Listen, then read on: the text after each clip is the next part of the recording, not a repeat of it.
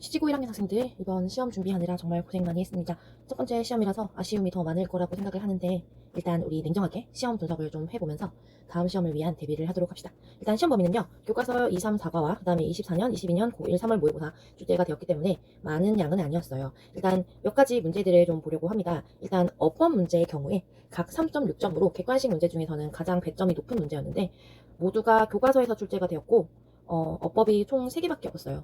하지만 어느 정도는 기본기가 있고 또 문법에 대한 이해도가 있어야지 풀 수 있는 문제들이 있었어요. 살펴보도록 하겠습니다.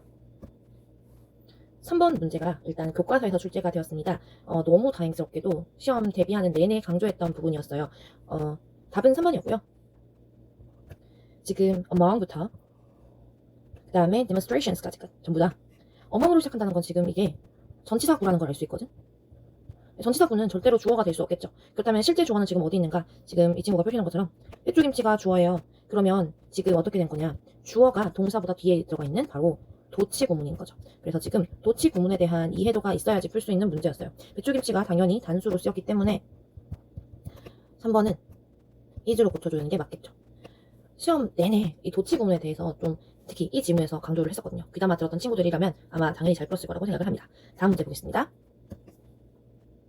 다음 문제도 교과서에서 나온 문제였습니다. 그리고 사실 강조를 하진 않았지만 왜 이렇게 되는지에 대해서는 설명을 했던 문제였어요. 자, 일단 답은 3번이었고요. 너무 어렵게 생각하지 말라 그랬어요. 자, thinking이라고 하는 이 표현 뒤에 지금 he라고 하는 주어 그리고 couldn't rescue라고 하는 동사만이 있는 문장이었습니다. 자, 여러분 항상 기억하라고 했어요. 자, 만약에 rescue라고 하는 동사가 있다라고 하면 우리가 일반적으로 구조하다라고 단어를 외웠을 거예요. 하지만 우리 다시 한번 생각해보자면 주어가 목적어를 구조하다. 쉽게 말해서 이 동사는 타동사입니다.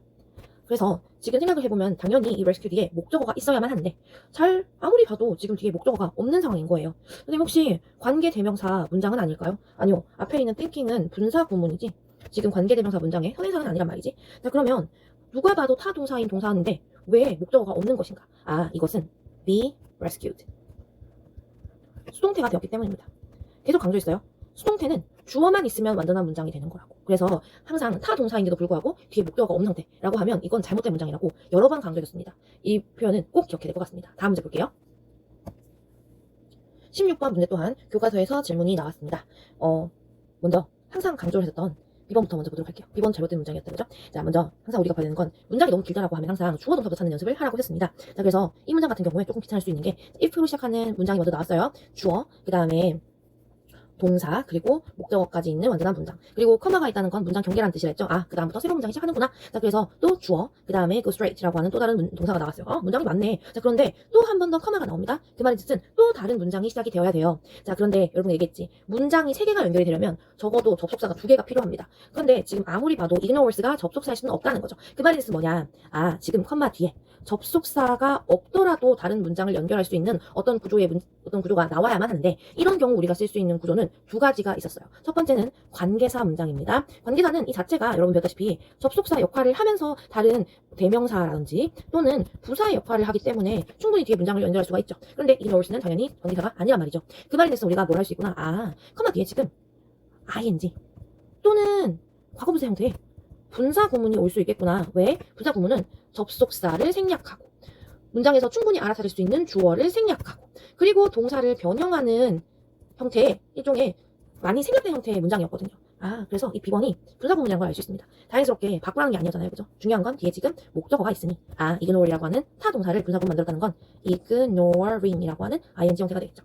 우리 본문에 이야기 글이 많았기 때문에 특히나 분사 구문 쓸 일이 많다고 많이 신경 써달라고 강조를 했습니다. 다음으로 틀린 거는 D번이었습니다. 먼저 보실게요. 자, 일단은 먼저 항상 문장을 분석하는 게 중요하다 했죠? they가 주어고요. when you go를 일단은 다 동사로 볼게요. 자, go라고 하는 동사는요, 자동사입니다. 그러면 이 자체로 주어가 있으니까 완전한 문장이란 말이에요. 그런데 우리 애들 너무 잘 알고 있어요. 관계 대명사는요, 주어 또는 목적어가 없는 불완전한 문장이 오는 거잖아요. 그런데 지금 우리 they 앞에는 which라고 하는 관계대명사가 보입니다. 근데 이건 완전한 문장이라고 했단 말이야. 그러면 이건 뭐냐 대체? 뭐 어떻게 할까? 관계부사 문제인 겁니다. 관계부사는요, 완전한 문장이 뒤에 온다고 얘기했거든요. 자, 그래서 아무래도 go는 간다라는 뜻이 있으니까요. 장소랑 관련되어 있는 관계부사 where이 오는 게 맞는 것 같고요. 이 경우에 또 이렇게 바꾸는 게 가능했었어요. 전치사 뒤에 지금 사실은 관계부사 where의 선행사인 the place가 생략이 되어 있는데 이 둘 중에 하나 선택해서 생각하는 것이 가능하다라고 하는 것도 알아두면 좋겠습니다. 다음 문제로 넘어가겠습니다. 객관식에서 마지막으로 볼 문제가 바로 14번입니다. 내용은 쉬웠어요. 교과서 문제였거든요. 자, 그런데 삽입되는 요 문장이 전혀 교과서에 나오지 않은 내용이었습니다. 자, 기억하나요? 여기까지가 바로 교과서 내용이었고요. 나머지 부분은 전부 다 이제 선생님께서 아마 추가로 내신 내용인 것 같아요. 자, 그러면 우리 애들이 평소에 하는 것처럼 문장 삽입을 하는 연습을 해봐야 되겠죠? 자, 같이 볼게요. 일단 먼저 제시문 봅시다. Beyond its mouth-watering taste, the mango holds cultural significance in India that goes back centuries. 자, 그래서 일단 포인트는 여기 보이는 것처럼 이치란 표현 보이죠? 망고에 대한 얘기가 보이는 것 같아요. 자, 그래서 망고가 그것이 가지고 있는 입에서 워링 한다는 게 뭐야? 침이 질질 나올 것 같은 그런 맛있는 맛 외에도 그러면 이 앞에는 뭐가 나오는 게 맞다? 망고의 맛 얘기가 나와야 돼요. 그 다음에 mango 문화적인 중요성을 가지고 있대요. 수세기를 거슬러 가는. 그러면 이제 요 뒤에는 뭐가 나오게 됩니까? 망고가 가지고 있는 문화적 중요성에 대한 설명이 나와야 되겠죠. 자, 그래서 여러분 기억날지 모르겠지만 이제 망고의 맛 얘기가 나와야 되는데 지금 이제 제시된 문장까지 이제 2번 문장까지는 우리 본문에 나왔어. 이제 길에서 팔기도 하고 그다음에 레스토랑에 있는 셰프들이 맛있는 음식을 제공하기도 한다라는 내용이었어요. 3번 문장 볼까요? The mango, India's beloved fruit, has creamy but fruity taste with sweet flavors. 그래서 인도에서도 사랑받는 과일인 망고는 크리미하기도 하지만 단내를 가지고 있는 정말 과일다운 맛이 있는, 그러니까 과일다운 맛이 뭐야? 상큼하고 새콤하고 시큼하고 그런 맛 얘기하는 거야. 그런 맛을 가지고 있어요. 아, 망고의 맛이군요. 맛. 자, 그 다음에 4번 문장 볼게요. In Indian mythology and literature, 인도에 있는 설화들과 그리고 문학 작품에서는요, the mango is often associated with love and prosperity. 망고가 사랑과 번영을 상징한답니다. 아, 문학적 가치가 나왔군요. 그죠? 그리고 5번 문장 뭐예요? Mangoes have a special place in Indian festivals in literature, symbolizing abundance and good fortune. 그리고 인도의 페스티벌과 인도의 이제 의식에서도 중요한 위치를 가지고 있는데 뭘 상징하기 때문에 풍요로움과 좋은 운을 상징하기 때문에. 자, 그래서 여러분 방금 얘기했던 것처럼 4번이 문학 작품에서의 가치를 얘기하고요. 그리고 그 뒤에는 이제 얘가 뭘 상징하고 있는가가 나온단 말이지. 그래서 이제 이 친구 풀었던 것처럼 답이 4번이 되겠죠. 다음을 보겠습니다. 서답형은 전반적으로 평이했습니다. 아주 어려웠던 문제들은 사실 없다고 생각해요. 내용을 충분히 이해할 수 있으면 정말 여러 번 읽었더라면 다 기억났을 만한 문장들이었고 그 문장도 또한 구조적으로 아주 어렵지 않은 문장들이었어요. 아마 첫 번째 시험이다 보니까 선생님들이 조금 힘을 빼고 출제하신 게 아닐까 싶어요. 자, 그런데 우리 그래도 좀 몇 가지 문제들은 봐야 될 것 같아요. 먼저 서답형 4번을 함께 보겠습니다. 이 지문 정말로 이제 헷갈릴 수 있다고, 이 내용이 뭐를 의미하는 건지 알아달라고 했었는데 제발 여러분 선생님 말하는 거 흘려듣지 말고 우리가 항상 얘기했던 게 이런 서답형 같은 경우에는요, 아무래도 요지를 다루는 문제를 많이 내세요. 이제 뭐 요약문을 쓰라든지 아니면은 뭐 요지를 영어로 쓰라든지 주제문을 써보라든지 아니면 핵심의 되는 단어를 찾으라든지 이 요지를 파악하는 게 제일 중요하거든. 근데 요지는 선생님이 여러분한테 설명을 해주는 것도 중요하지만 여러분이 여러 번 읽어가지고 핵심 단어라든지 핵심 문장 같은 거를 기억하는 것도 중요하단 말이야. 그래서 이 지문 같은 경우에 계속해서 강조했던 표현이 뭐였냐면 우리가 글을 얘기할 때 있어서 가능한 상투적인 표현은 지양하고 구체적인 예시를 들어서 글을 쓰는 거라고 했었어요. 구체적인 예시. 왜? 무엇을 위해서? 뭔가 글을 좀 더 현실적이고 재미있게 만들기 위해서. 기억납니까? 자, 그래서 자, 먼저 주어라고 하는 것이 is boring, 재미가 없어요. 누구에게서? 듣는 사람이든 읽는 사람이든. 자, 그러면 우리가 좋다고 여기는 건 지금 specific examples고요. 안 좋은 건 이제 platitudes라고 하는 상투적 표현이었어요. 그러면 상투적 표현을 쓰는 것이 좋지 않다가 돼야 되겠지. 자, 그런데 밑에 있는 보기 단어들 한번 같이 볼게요. 먼저 humanize라는 단어가 나왔습니다. 다음 것은 뭐였죠? 인간답게 만들다. 아, 글을 재미없게 쓰지 말고 인간답게 만들어라가 이 글의 주제였단 말이지. 그래서 필요한 단어인 것 같아요. 자, 그 다음에 example, 당연히 예시라는 표현입니다. 아까도 얘기했지만 굉장히 강조했던 표현이었어요. 구체적 예시가 필요하다. 다음 넘어가서 generalize, 일반화하다. 일반화한다는 게 뭔 뜻이지? 굉장히 쉽고 편하게 그냥 보편적으로 만들다 라는 표현이었습니다. 그 다음에 나머지 표현도 마찬가지 쉬운 표현이죠. writing, 여기서는 글쓰기, 그리고 이제 specific, 구체적인. 자, 그러면 글을 어떻게 쓰는 게 나쁘다는 거지? 구체적인 예시를 제공하지 않고 그냥 대략적으로 일반적으로 표현하는 거, 그거 좋지 않다라는 내용이었어요. 자, 그러면 우리 요거 한번 완성시켜 보겠습니다. 자, 아까 얘기했던 것처럼요. 핵심 단어는요. 그냥 편하게 대충해 라는 일반적인 표현이라는 표현이 필요하니까요. generalize라는 동사를 변형을 시켜야 되겠습니다. generalization. 보편적인 표현이겠죠? 보편화. 근데 뭐 하지 않고 without 뭐가 없이 specific 얘기지 않고 계속 강조했던 표현이었죠? 구체적인 예시가 없는 거예요. 자, 근데 어떤 구체적인 예시냐? 지금 있는 단어 다 쓰라고 했으니까 이 구체적 예시들이 한 역할이 뭐였지? humanizing writing. 글쓰기를 조금 더 인간답게 만들어준 역할을 하는 거래. 그래서 여러분 있는 단어들의 의미를 제대로 파악하고 그리고 다시 한번 얘기했지만 요지에 맞게 글을 써야 되는 빈칸을 채워야 하는 그런 문제였습니다. 넘어가 볼게요.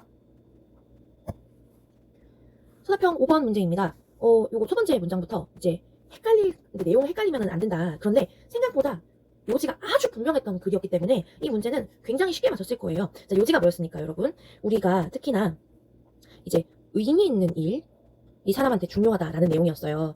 그래서 특히나 어떤 면에서 의미 있는 일, 우리의 직업적인 면에서 의미 있는 일이 사람들한테 있어서 어떤 역할을 한다고, 얘들아? 뭔가 활기차게 만들어준다든지 아니면 만족을 하게 만든다든지 심지어는 나중에 봤을 때 더 일의 수행 능력이 높아지는 것도 있고 더 나은 결과를 만들어내기도 하고 게다가 돈을 더 많이 벌기도 한다 라는 내용이었어요. 자, 그래서 이런 문제를 보았을 때 밑에 보면 주어는 are also much more likely to be happier.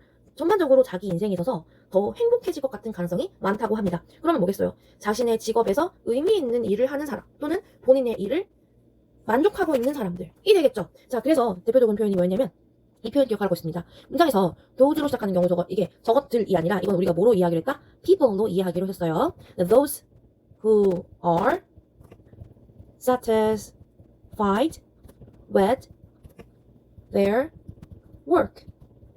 이렇게 해야 당연히 동사가 지금 복수형이기 때문에 같은 의미로 쓸 수 있겠죠. 그리고 4단어 이상 8단어 이하로 작성하라고 하셨는데 그 의미가 뭐겠습니까? 여기 보이는 주격 관계대명사 who와 비동사 are 같은 경우에 생략이 가능하죠. Those satisfied with their work로 해도 문장이 맞기 때문에 그걸 염두에 두신 내용이라고 생각합니다. 다음 문제 보겠습니다. 소답형 6번입니다. 여기 같은 경우에는 지금 제공하고 있는 단어가 많지가 않았어요. 근데 다시 한번 얘기하지만 요지를 파악해서 이제 마지막 빈칸을 채워내는 경우였어요. 자, 이걸 기억이 나십니까? 마틴 루터킹이나 혹은 에이브러함 링컨 같이 역사적으로 중요성을 가지고 있는 이런 지도자들 같은 경우에 우리가 이 사람들은 우리랑 굉장히 이제 괴리가 큰 그런 고귀하고도 멀리 있는 사람들일 거야 라고 생각을 하겠지만 but 뒤부터 이 모든 사람들이 like all of us 우리랑 마찬가지로 무엇으로 시작했어요? 일반적인 사람으로 시작을 했어요 라는 내용이었어요. 근데 어떤 사람이었습니까? 기억납니까? Who possessed ideas about how some aspect of daily life could be improved on a larger scale. 본인 혼자만이 아니라 좀 더 넓은 범위에서 일상생활의 어떤 측면이 어떻게 하면 더 나아질 수 있지? 라고 하는 데에 대한 아이디어를 가지고 있던 아주 일반적인 사람들이라는 내용이었어요. 그래서 이 사람들이 이것을 달성하기 위해서 남들과 공유를 하고 그들의 의견과 피드백을 찾기도 하고 그 다음에 계속해서 이것을 달성하기 위한 최고의 방법을 찾아가는 방식으로 결과적으로는 이제 자기의 아이디어를 발전시켰고 그리고 또 지도자가 된 것이겠죠. 자, 그러면 우리 모두가 다 뭘 가지고 있다는 내용입니까? 자, 일단 주어는요 위고요.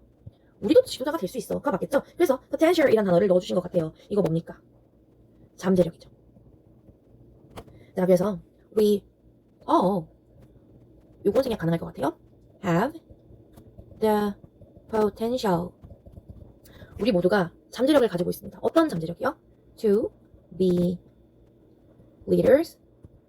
지도자가 될 수 있는 잠재력이요. 근데 어디에서요? In our community. 우리의 지역 사회에서요. 그래서 전반적으로 봤을 때 다시 한번 얘기하지만 소답형이 그렇게 어렵지 않았어요. 평소에 아주 익숙하게 여러 번 반복했을 만한 그런 구문을 가지고 만드는 문장들이었기 때문에 긴장하지 않았다면 그리고 객관식을 푸느라고 너무 많은 시간을 쓰지 않았더라면 충분히 풀 수 있는 정도였어요. 자, 그러면 우리 다음 시험을 위해서 어떻게 하면 좋을지 한번 봅시다. 시고 친구들이 다음 시험을 위해서 이렇게 준비를 했으면 좋겠습니다. 일단 먼저 여러분 느꼈겠지만 단어 문제들은 어휘 문제들은 전부 다 변형이 됩니다. 이번 문제는 솔직히 말해서 첫 번째 시험이다 보니까 거의 중학교 수준 단어들이었어요. 하지만 여러분 앞을 위해서라도 요의어, 반의어 그리고 아까 봐서 알겠지만 단어들이 변형이 가능하단 말이죠. 그래서 파생어들을 꼼꼼하게 좀 공부했으면 좋겠어요. 두 번째로는 어법 공부입니다. 당연히 객관식 문제를 위해서 구조를 분석하는 능력은 당연히 필요하겠죠. 그런데 여러분 서술형이 결과적으로는 뭘 기반으로 합니까? 한국말을 기반으로 해서 영작을 하라고 하시는 거예요. 그러니까 여러분은 문법을 그냥 객관식 문제만을 풀기 위해서 공부를 하는 게 아니라 내가 원하는 한국말 문장의 의미를 염두에 두고 이런 말을 내가 표현하기 위해서는 이 문법을 반드시 유형을 익혀야 된다라는 걸 염두에 두고 공부를 했으면 좋겠어요. 세 번째로는요. 14번 문제의 경우에는요. 교과서 지문 플러스 선생님이 만들어내신 추가 내용이 반영이 되어 있었어요. 내용이 어울리도록요. 그리고 그것이 삽입 문장으로 되어 있었죠. 결과적으로는 평소에 그런 형태의 문제를 많이 풀어본 친구들이라면 당황하지 않고 풀었을 거란 말이죠. 그러니까 여러분 평소에도 그런 수능 모의고사형 문제들 열심히 연습하길 바랍니다. 마지막으로는요. 이번 시험을 하면서 여러분 분명히 알았을 거예요. 아, 내가 생각보다 복습을 잘 못하는구나. 여러분 빈칸, 어순배열, 그리고 객관식 문제들 굉장히 많이 받았어요. 그걸 단순히 풀기만 하는 게 아니라 이걸 아주 꼼꼼하게 문제를 많이 풀어보면서 여러분이 내용의 이해도도 반드시 높여야 되고요. 문제를 푸는 속도도 향상시켜야 합니다.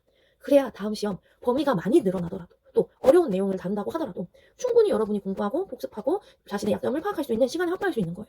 그래서 다음 시험을 준비할 때는 선생님도 열심히 같이 함께 해줄 테니까 우리 정말 좋은 점수 낼 수 있도록 잘 해보길 기도해봅니다. 이상입니다.